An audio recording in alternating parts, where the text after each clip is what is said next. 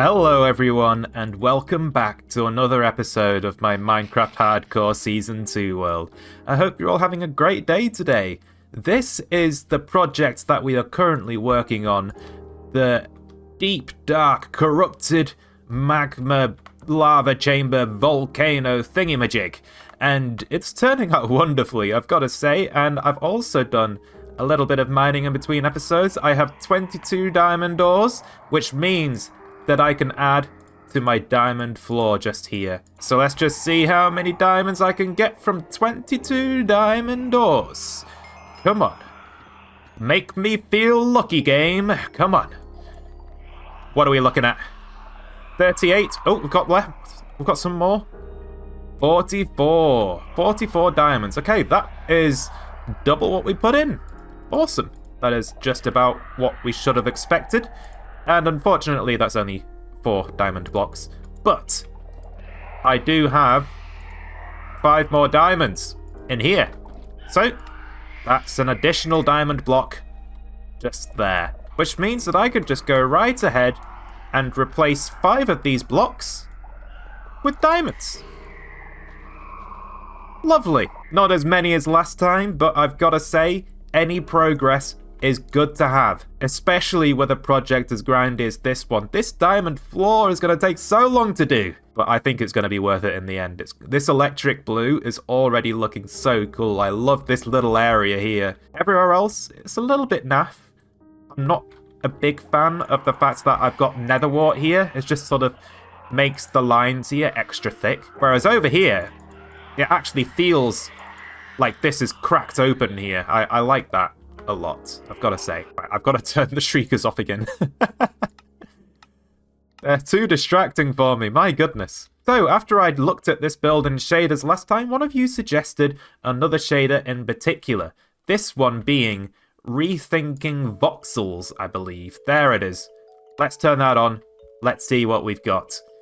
Is this worth it? I think this should be interesting because this is a lot to do with like coloured lighting and shadows and whatnot.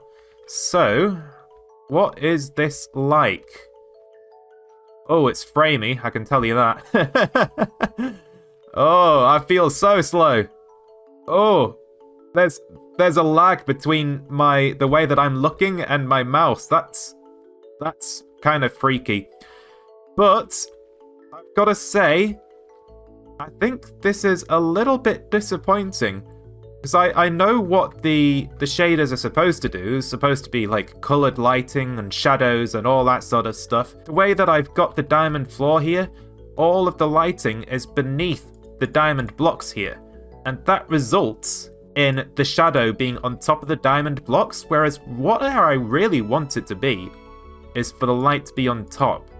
That's supposed to be the pop of this magma floor. So it does look kind of interesting. Everything sort of looks really reflective, and I do like that, but I'm missing that extra bit of pop that I really want to see from this diamond floor. It's a good suggestion though. If only the frames don't feel so bad when I'm trying to play with this.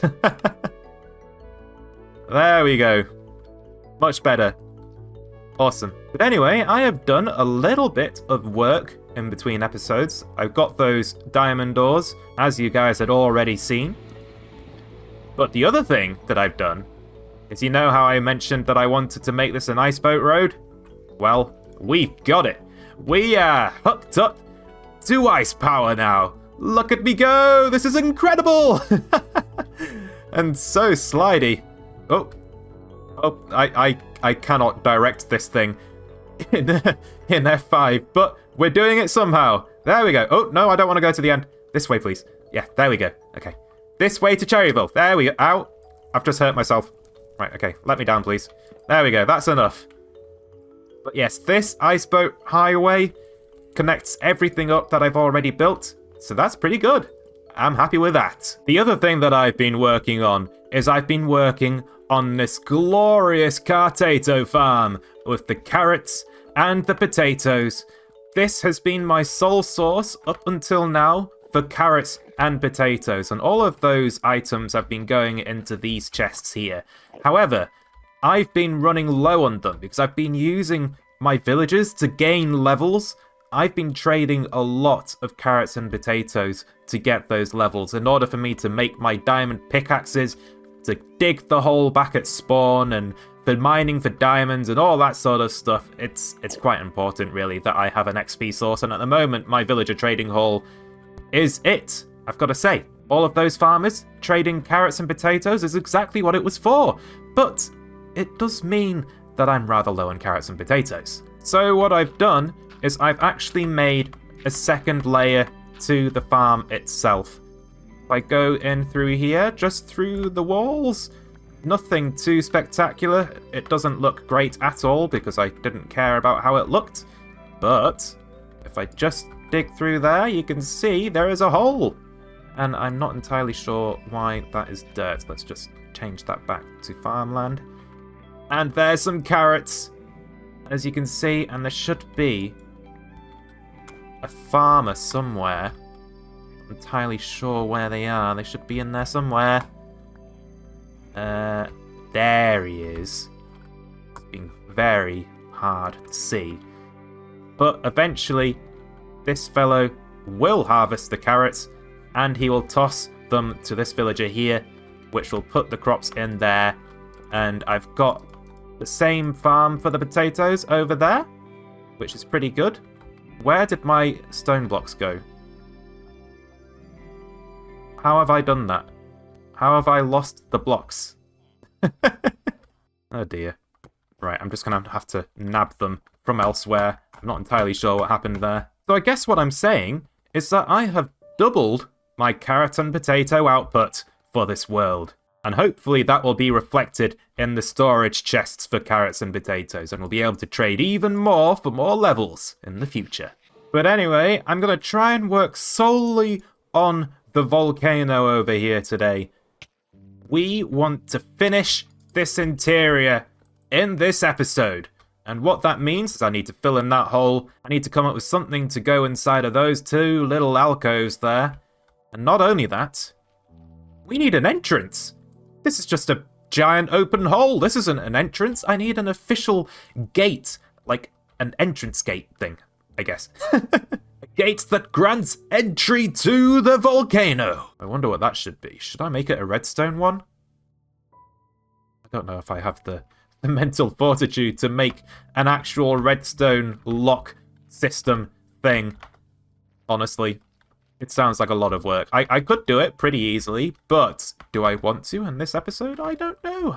I feel like I've redstoned my mind out of business recently. I mean, I definitely have the ability to do more redstone. I just don't want to do it tonight, you know? Tonight, I'm clearly being lazy, but we'll see how I feel in the next few days or so. I don't know. But the first thing that I want to do in order to bring this place closer to completion is to actually remove this ladder for this checkpoint here. And what we're going to do is we're going to change it out for a soul sand elevator. A water elevator. One that's much quicker at getting me to the top of this spire here from the bottom. Because as you can tell, this is quite a painful process. So, water bucket there. And we shall remove the ladders. And I've got a piece of kelp, and I've got some bone meal. So let's just send that all the way up to the top. And then we'll build the sides out of sculk, since we're in a sculk-infested location right now, to the point of corruption. And we'll get some warped fence gates in here, since that will go quite nicely with the sculk. And then I need to put in my last pillar of sculk. And then once this water finally drains away, we will have a completed, functioning water elevator to take us straight up to the top of this spire. And it's going to be so speedy. Look at me go! Oh, that's so much faster. Wow, the ladder was so painfully slow, and this water elevator is just a magic trick, you know? It's exactly what I needed here. Except I also believe that I could do with a second water elevator for a second checkpoint in this spire just here. So let's just go right ahead and install that real quick. And there we go, everyone. We now have a fully functioning water elevator checkpoint for the closest spire to the entrance. And I know it's rather close to the entrance. It's right there. But, oh. It appears I've left a hole. But anyway, I know that this entrance is very close to the spire, but it's still 5 jumps just to get there. Let's see if I can do it. What? Oh! I was so shocked that I made that first jump that I then messed up. But look at that. Just like that, I'm already back at the top of the spire to try again. Oh, no. I've messed up again. But trust me, this parkour is in fact doable. I can do it. I promise. I've done it. Yeah! So I just need to link up the first checkpoint to the second checkpoint, and then I know that I will be capable of doing the whole run all at once at some point. It's just going to be incredibly hard for me to do, but it'll be a legendary day for certain. Right, let me just plug this hole. Does not need to be there. Can I make it back up again? Come on. I'm cheating with the elytra, but I don't care. Oh, no! Ow, that was karma. Okay, but it's alright. Ooh, I need to be more conservative with my rockets. Really got to be more conservative. Okay, so the next thing that I want to do is to work on the shape of the entrance to this volcano. Just the base layer. I just want to get a good outline before I go and launch myself into building this thing. That's something I haven't really done properly for this build, is plan. I mean, as far as planning goes, I had the very first bit of parkour all the way down there, and maybe the chest wall, and that was about it.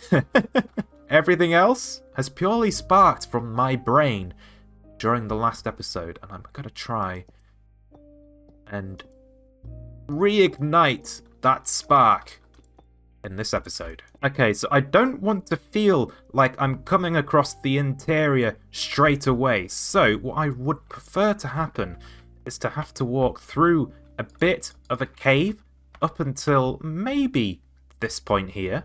And then at this point here, I want these 2 squares to be exposed to the outside. And what it's actually going to serve as is a little bit of a gatehouse kind of place. And from there, we can enter the volcano. We could have fun with a little corridor here. A little dark and spooky corridor. I think it could turn out pretty well. Oh, there's a skeleton in here. Clearly that's a spawnable space. Let's just drop a torch over here. There we go. We don't want spawnable spaces in here. I'm going to have to do something with that, because I don't want torches here either. This is supposed to be dark and spooky. And what I've got is spawnable spaces. That's not good. Gotta get rid of that. And then from here, I would prefer there to be a kind of bridge going all the way over to the mountain over there. How does that sound? Does that sound like a good idea? I think it does. This could serve as a really cool entranceway to the volcano for the iron farm. Oh, I think it's going to turn out brilliant. So I hope you all understand my thought process here. It's basically going to be a corridor, gatehouse, then bridge. Let's do this thing.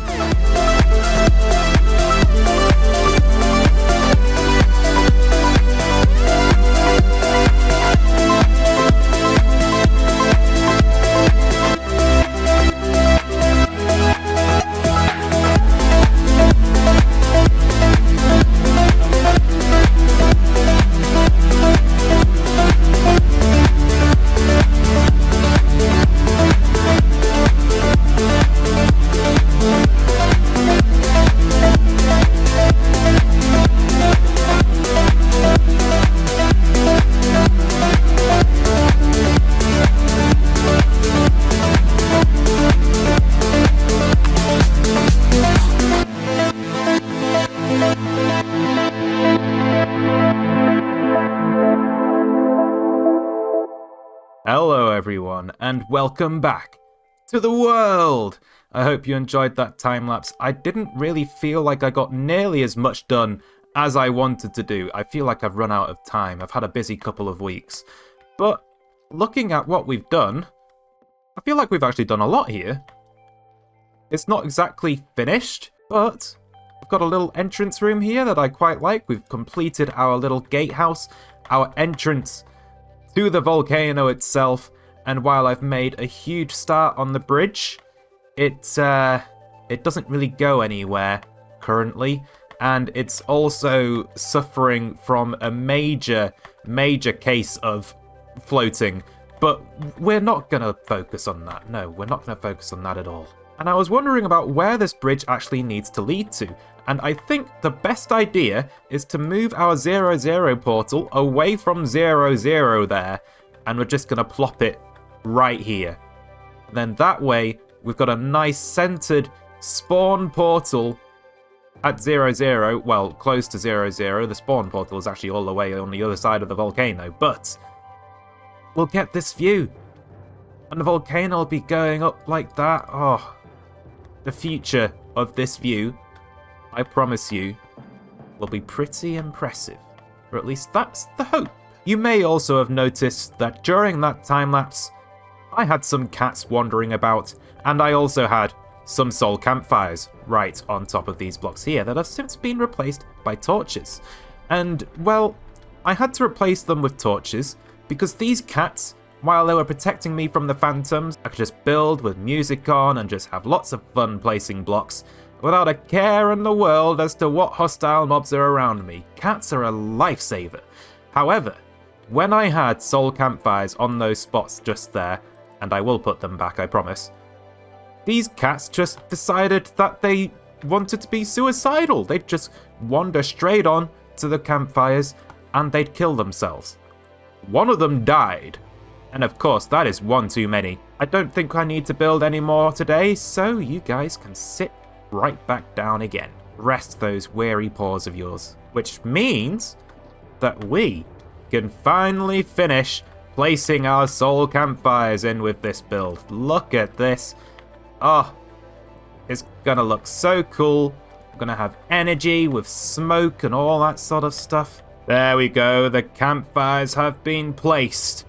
And we now have some rising smoke for our entrance gatehouse thing for the volcano. And I do quite like how this place looks. I've got to say, it's actually quite cool. Don't you think? I like how spooky it looks. And I'm even thinking about adding a mob to the top of the gatehouse there to patrol and make sure that there's no trespassers wandering around and all that sort of stuff. And you might ask, what will this mob be? Well, I suspect that we're just going to go right ahead and grab ourselves a warden. Not today, but in the next episode.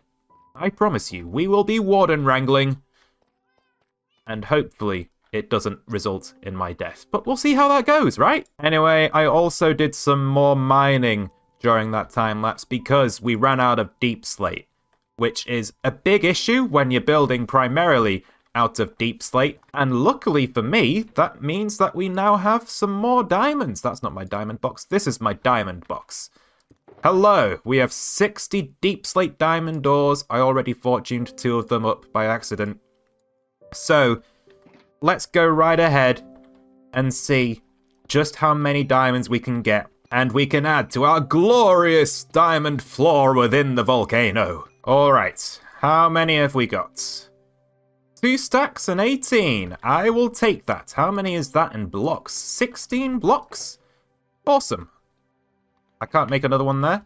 So, luckily for me, that means that I can place some more diamond blocks down in our beautiful diamond floor here.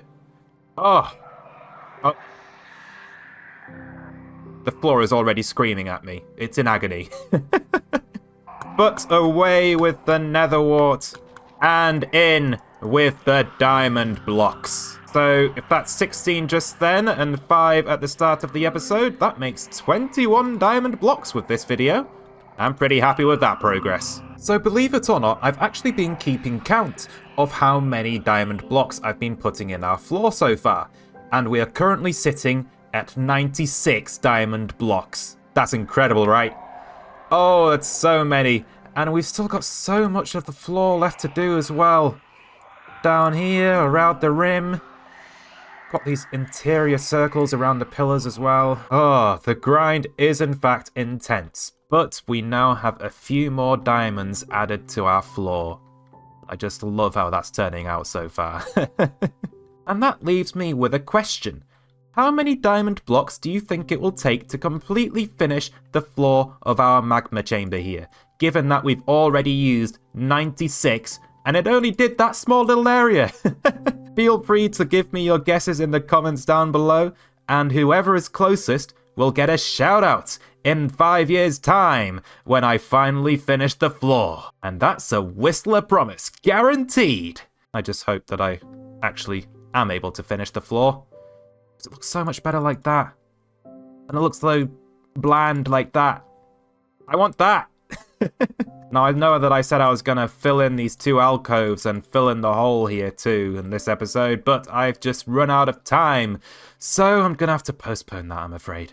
But that's just how time is. It just plays by its own rules and speeds up when you're having fun. And then you get to the end of whatever period you are trying to have your project done by, and all of a sudden all the time's gone. It's just vanished straight out the window, and unfortunately that is happening with this project. I've had a busy couple of weeks, but it's been a fun couple of weeks. Now, can I make it out of the place? No, I can't. That's a shame. I guess I'm using a rocket to get up here. And I wanted to build our bridge like how we've done in our interior in here, with all of these warped trapdoors and our blending in with the sculk and whatnot. And I think that's gone really well here.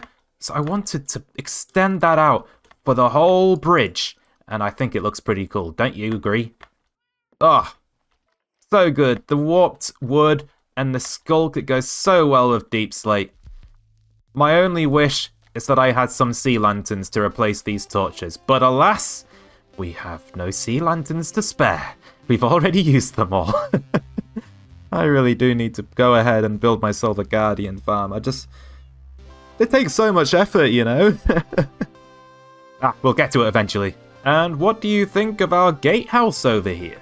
I've tried to do some texturing with the different types of deep slate blocks all the way to that little level there, and then repeating the same pattern upwards, but you can't actually tell that because I've used so much noisy blackstone and windows and whatnot in the middle there. It's not too noisy, I guess, but it's detail. I like the detail. We've actually got more campfires in the windows, and the reason for that is I want this place to feel spooky.